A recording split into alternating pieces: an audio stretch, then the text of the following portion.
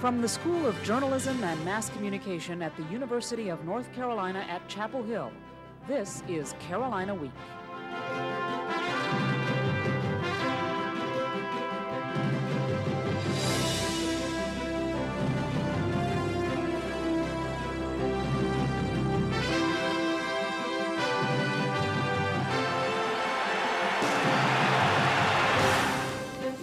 Good evening, and thanks for joining us for the November 1st edition of Carolina Week. I'm Bridget Williams. And I'm Katie Payerly. We're proud to be bringing you coverage of Carolina news and events. Halloween is a big deal in Chapel Hill. Ghosts, goblins, ghouls, and gals with wild hair, and more. Carolina Week reporter Nicole Brusick braved downtown Chapel Hill to see just how frightful and crazy it can get. Approximately 30,000 crazy characters packed onto Franklin Street Halloween night. People from across North Carolina came to be with friends and have fun. It was enough fun to turn people upside down or make fairy tales come true. The Disney princesses summed up the night. It's like the best night in Chapel Hill in the whole year. My friends can get drunk, dress up, and just have fun. It's all about looking at all the costumes. It's fun. It's all about hanging out with your best friends and looking good. And looking good is important when you're campaigning for votes. We caught up with President Bush and asked, President Bush, what brings you out on Franklin Street tonight? Well, I like to be with the people, and my main message is to vote for W. But not everyone was out for political votes. Most wanted votes for the best costume or the best artwork. But then there was Wilford, who just wanted to be loved. And then when I get my teeth fixed, I'm going to go a long way in the world, but until then, I'll just be loved on Franklin Street on Halloween night. Halloween here on Franklin Street is about many things, like great costumes and big crowds. But when you get big crowds together, you need law enforcement officers to keep a rowdy bunch like this under control. We just want everybody to make sure that they have a good time, a safe time, go home the same way they came, and for underage people, just to wait till they turn 21 to have that first meeting. The night ended with few problems, thanks to the tight security from the 200 officers on hand. People managed to laugh and sing late into the night, safe from the Wicked Witch of the West. We're out to see the wizard, the wonderful Wizard of Oz. There is no place like home, and no place like Franklin Street on Halloween.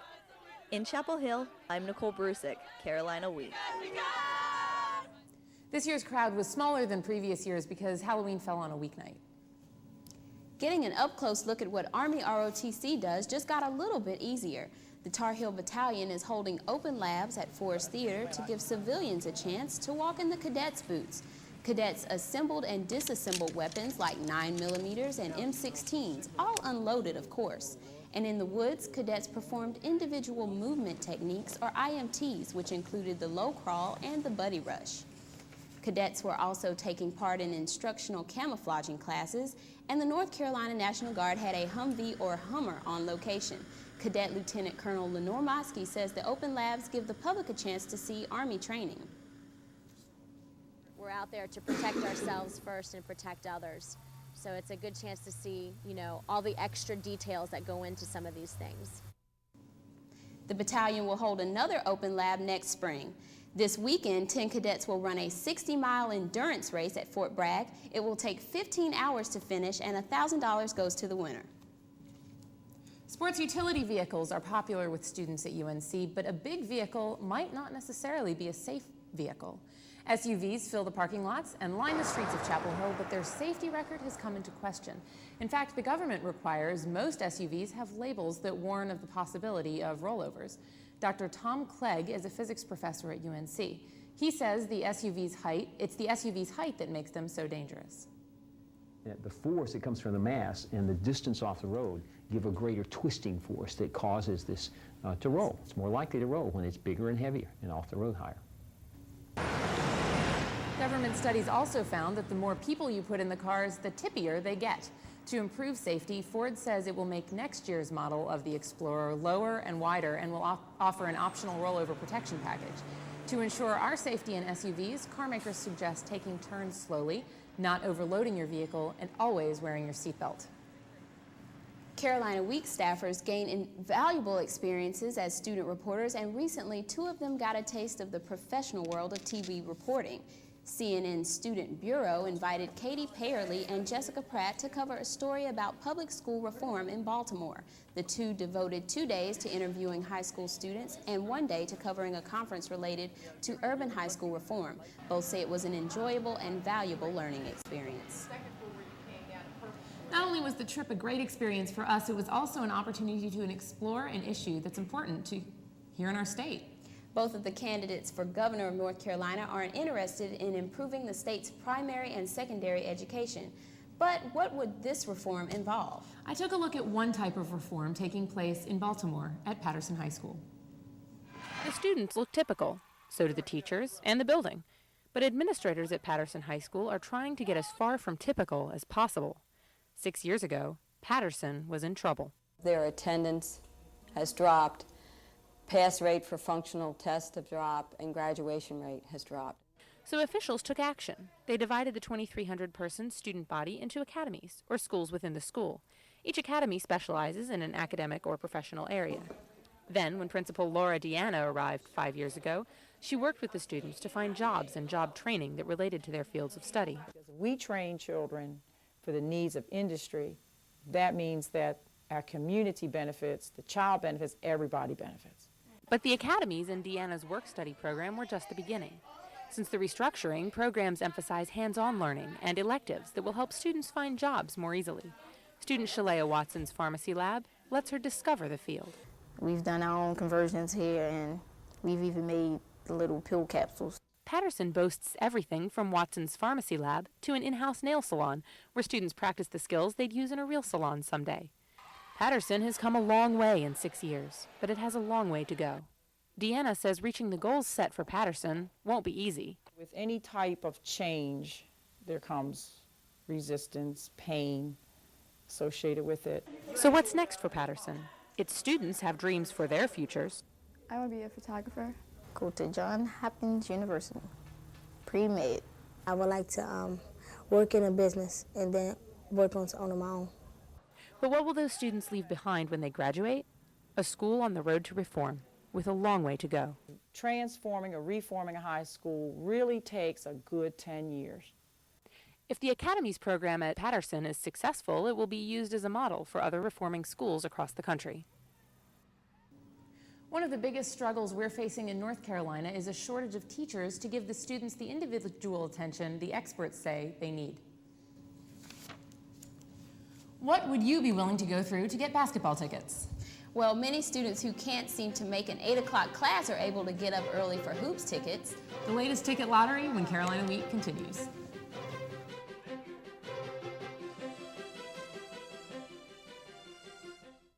Women's Center, may I help you?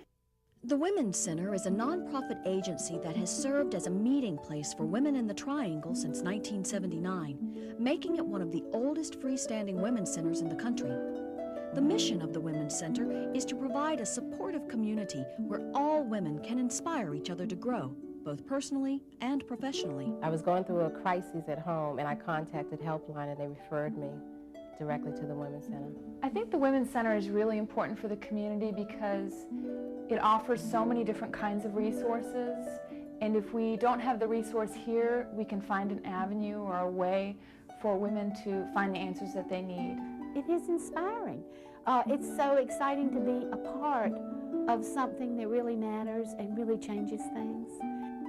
You can support the Women's Center through membership or by sending a contribution to the Women's Center, 210 Henderson Street, Chapel Hill, North Carolina, 27514. Not too many things can get Carolina students out of bed at 5 on Saturday morning, but one thing can: basketball tickets. This past weekend, students started arriving at the Dean Dome before 6 a.m. and got into line. Next came bracelet checks to make sure those who were in line were legit, and then the waiting. While students waited, they studied, ate, and slept. But students were rewarded for their patience with tickets to the Kentucky, Miami, and Buffalo basketball games. The next ticket distribution will take place on November 18th.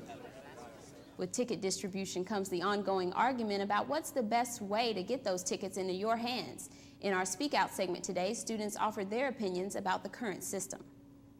Personally, I would much rather camp out instead of doing the bracelets. I think it's a lot more, I think it would be a lot more fun just to have the whole experience. I was actually looking forward to that before I came here. It's better than camping out because then you don't miss classes and have to stay out all night long in the cold and all that. I think camping out's better because then people can actually get there, and the people who do get there first get to get the first tickets. I think the first come, first serve camping out system would be better because then you're going to get the true hardcore fans to get the majority of the tickets, and you're not going to get the fluff fringe fans. I like the lottery just because I don't like to get up extremely early in the morning and sit on the grass and then be disappointed. I think that it's okay. I think it's better than camping out. I'm reluctant to go down at 6 a.m. as it is now, so I know that I wouldn't go and camp out all night. I'd much rather camp out. I think it'd be a better experience for the students. It'd be a lot more fun than dealing with the whole wristband thing. Our sample of student opinions is in no way scientific and shouldn't be taken as a reflection of widespread opinions on campus. The Red Cross will be able to buy more supplies thanks to the Phi Sigma Pi National Honor Fraternity's annual 5K race. More than 50 runners ran in the race, which began and ended in front of Woolen Gym. The racers raised more than $500 for the Red Cross. Even Santa Claus came down south to support the cause. The American Red Cross offers counseling and emergency financial assistance to people in need. You could see them and definitely hear them, but last week, campus Democrats hoped you'd join them. Recently, the Young Democrats rallied in the pit to drum up support for presidential candidate Al Gore. The group called on all Democrats while trying to sway the undecided students. Then it carried its message to Moorhead Planetarium, where members could show their support by voting. The march went smoothly, but it got heated with some smaller groups of Bush supporters. But Young Democrat President Chris Brooks says the important part is voting. Really great opportunity for people in the Chapel Hill community, people on the campus, to get out and vote in a real, low pressure. You don't have to do it one day. You have more options. But also to show support in North Carolina for Democratic candidates. The Young Democrat says it will rally again as the election gets closer. Working at 4,500 feet in the air in a space smaller than the size of your car, members of the UNC helicopter flight team say they never know what a day at work might bring. Carolina Week reporter Christine Vancott gives us a peek at the new UNC healthcare helicopter. The flight team at UNC hospitals now has a new tool to help them serve patients all across North Carolina. UNC Healthcare got its new state-of-the-art helicopter, the Tar Heel 1, at the end of August to replace the former UNC Healthcare helicopter. The Tar Heel 1 has all the life support equipment of a regular ambulance. It just operates in the air and can beat traffic for transferring patients or be sent to emergencies in remote locations across the state. Pilot Shep Kaler says the new technology means faster response times to emergencies, more space and a smoother ride for patients, and the ability to fly longer distances at a time. All improvements over the former helicopter. The easiest way, I guess, to describe the differences, the BK was designed in the early 70s, so you got early 70s technology, whereas the EC-135 was designed in the 90s and built in the 90s, so you got a 20-something year increase in the technology. The Tar Heel 1 is stationed high above the UNC campus, on the roof of UNC hospitals. The helipad, complete with a bright blue Tar Heel instead of the regular black X, is self-sustaining, with all of the fuel and supplies the helicopter may need on hand. The flight team, a pilot, a paramedic, and a nurse, are in the air responding to an emergency 5 minutes after a call comes in. Flight paramedic Andrew Swanson says that means they have to be ready at any time. You may be in the air or on the ground in an ambulance all day, especially if you put in a 24-hour shift. There's no guarantee that you can get lunch some days, but very rewarding though. Members of the flight team say that the patients are the most important part of their job and that the Tar Heel 1 is an important tool in helping them get the care they need. In Chapel Hill, I'm Christine Vancott, Carolina Week. UNC leases the $4 million helicopter from an out-of-state company. Later in sports, both UNC soccer teams are looking at tournament time. Devin Bigness will have that. But first, is there rain in our future? How long will the dry weather last? Weathercaster Scott Jackson is next with the post-Halloween forecast.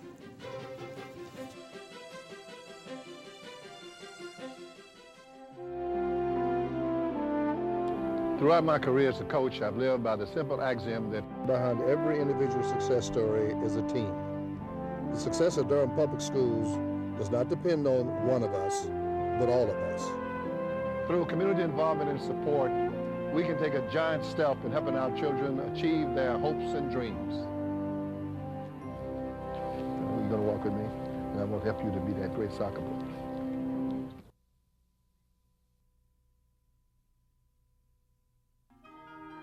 I wonder how Silent Sam feels about guarding the university from groups of third-grade kids.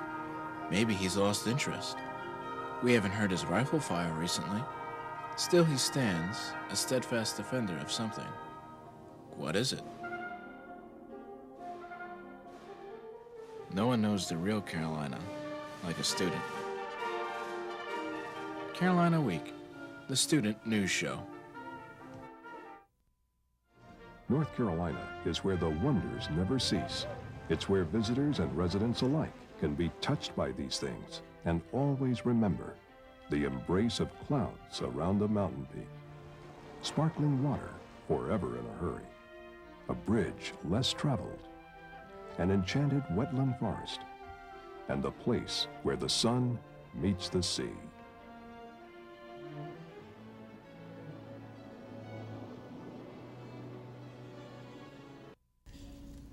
It's starting to really get cold now. Yeah, and when's the last time it rained? It's been a very long time. I'll tell you about that in a second. But yeah, anytime you have really dry air, you're going to get some cold temperatures at night. So we'll talk about that in a minute. But we do have a weather question, and it's a little bit of a Halloween kind of thing. I know Halloween was yesterday, but we're going to go ahead and go with it anyway. It says, which of the following is an actual weather phenomenon? Is it A, freaky fog, B, a dust devil, C, a cobweb cloud, or D, burning hail? Think about that for a second. And the weather outside today is dry as usual. It may have people thinking, hey, I wonder when the last time I actually had to open up an umbrella was. And there's good reason for that, because we have not had rain for 36 straight days. That's 36 days. That breaks the old record of 32. So there is 36 days without rain. And I guess normally that's not a very big problem right now, but in the summertime, it would have drought and crops would be damaged. Only problem now may be dry skin, perhaps. I've noticed a little bit of chapstick increased consumption on my part. But anyway, let's go ahead and talk about the weather, not chapstick. The service map for today and the rest of the week shows this system here, which is being blocked by the high pressure. The high pressure has been causing us to be like a Great Wall of China, just stopping the cool and dry air, cool and moist air from coming in. So it doesn't look like it's going to be coming in anytime soon. There has been a lot of severe weather in the panhandle of Texas, Oklahoma. Yesterday there was tornadoes actually reported there. But our forecast continues to be dry. 76 on Friday, Saturday 71. Overnight lows are going to get cold because of that cold. The dry air is not going to allow much warmth. Clear skies, the warm is just going to radiate back out to space. 67 on Sunday and Monday, 65, so a little bit of a cooling trend and lows overnight in the 50s. So it's not too, it's very seasonable, but it's still very, very dry. All right, we'll go ahead and take a look at the beach forecast, and it's dry there too, it's a little bit warmer, 75 degrees on Saturday, 50 as a low, and partly cloudy skies, 69 degrees with a low of 53. In the mountains, it's past peak for the fall foliage, but still maybe a good reason to go just because of the seasonable temperatures. 68 degrees, low of 42, 62, and 41 are the high and low for Sunday. All right, let's check out that game time temperature forecast as the Tar Heels of UNC take on Pitt up at Three Rivers Stadium. We got a game time kickoff time of 6:30, and the temperature is 55 degrees under partly cloudy skies, not a big chance of rain. So there's your game time temp, and if you're heading up to Pittsburgh, I don't know if you guys are, but it is a long trip. All right, so the weather question, I know everyone's anticipating this one anxiously, and the answer is actually a dust devil. That's B. I was so hoping it would be burning hail. Well, I was too. Love to have seen that. What is a dust devil? It's actually something that happens in the desert when you have different temperature contrasts, and you have wind swirling around and just get like a little miniature tornado. All right, well, thanks, Scott. Yep, no problem. Well, it's never too early to think about upcoming Carolina baseball season. We'll have a preview. And Chapel Hill has the #1 ranked soccer team in the land, except this year, it's the men. Devin Biginus is up next with Carolina League Sports.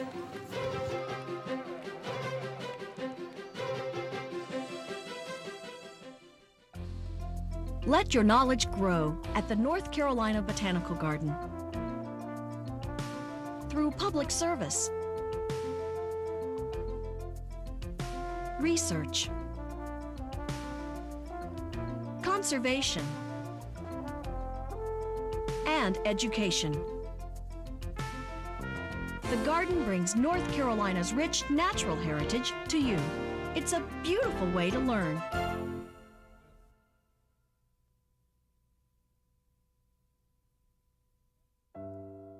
The steps of Wilson Library receive no sunshine on early winter mornings, so it's chilly there if you don't have that double-shot caramel espresso.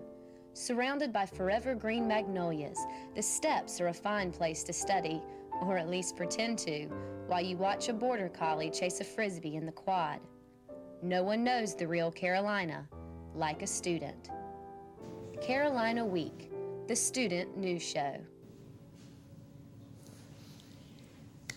You know, y'all, I'm ashamed to say that I really haven't been a very good Carolina fan, not keeping up with sports. Oh, shame. Devin, tell us what's going on. Well, both soccer teams are winding down their seasons as they get ready for November Madness.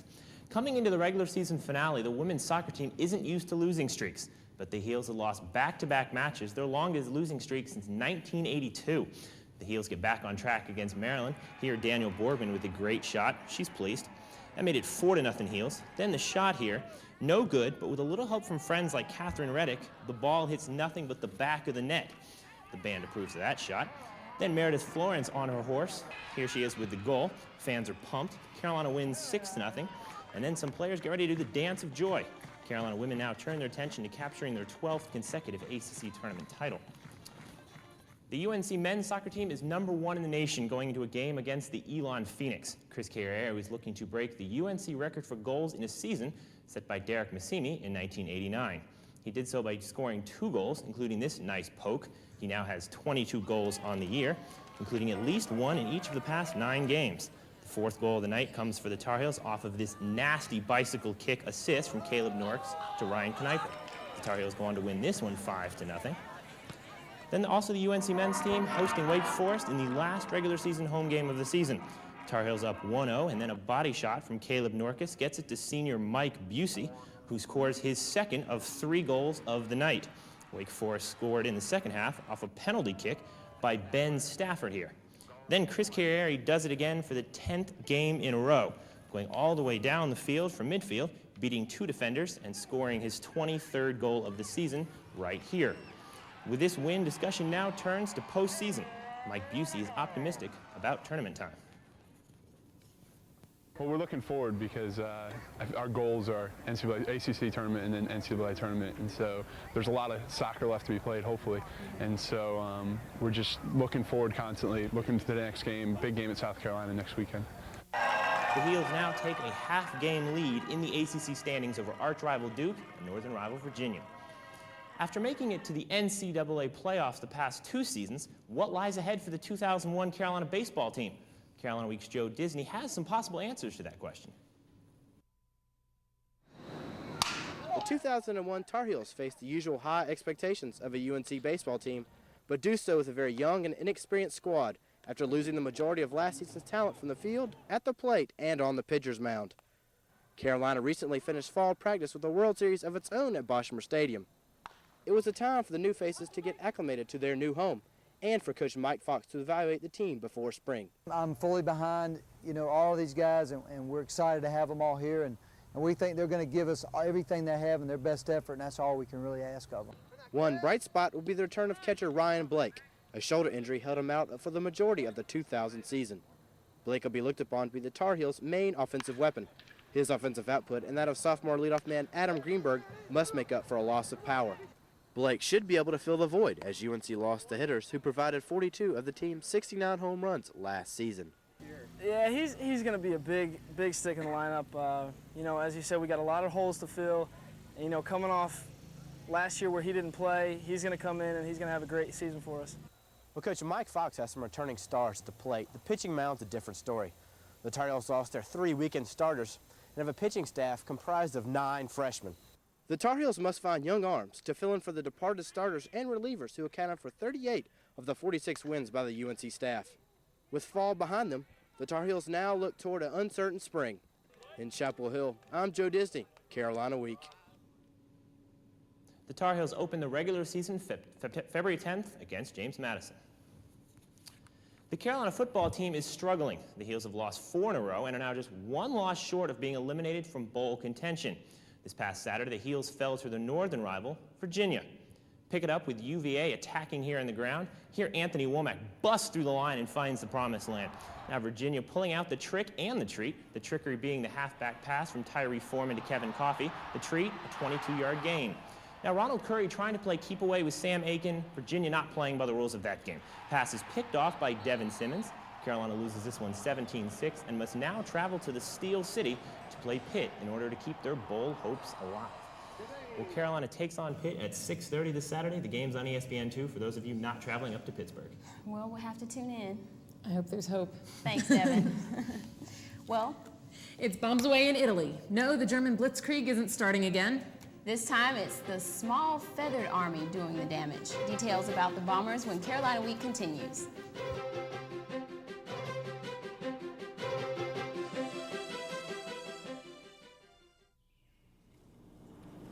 What could you do with a free hour of your day?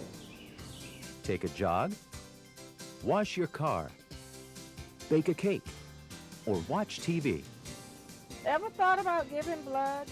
It only takes an hour. It saved my life. Someday it may save yours.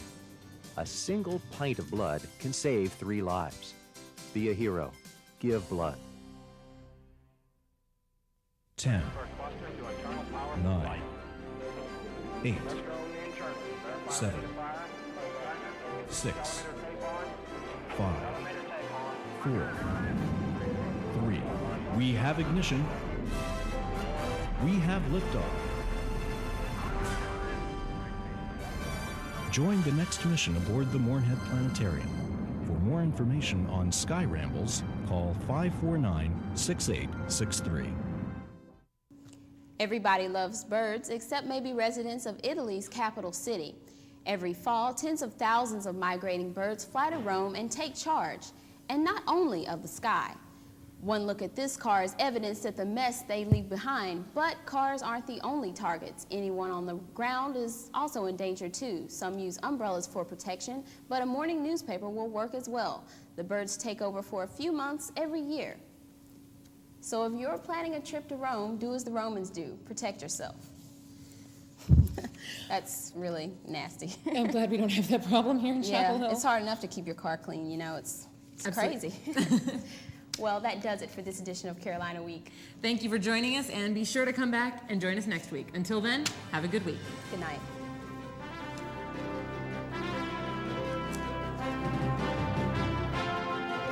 If you have a story idea, contact Carolina Week at 843-8292 or carolinaweek@unc.edu. If you have questions or concerns about this program, write Carolina Week at Campus Box 3365, UNC-CH, Chapel Hill, North Carolina, 27599.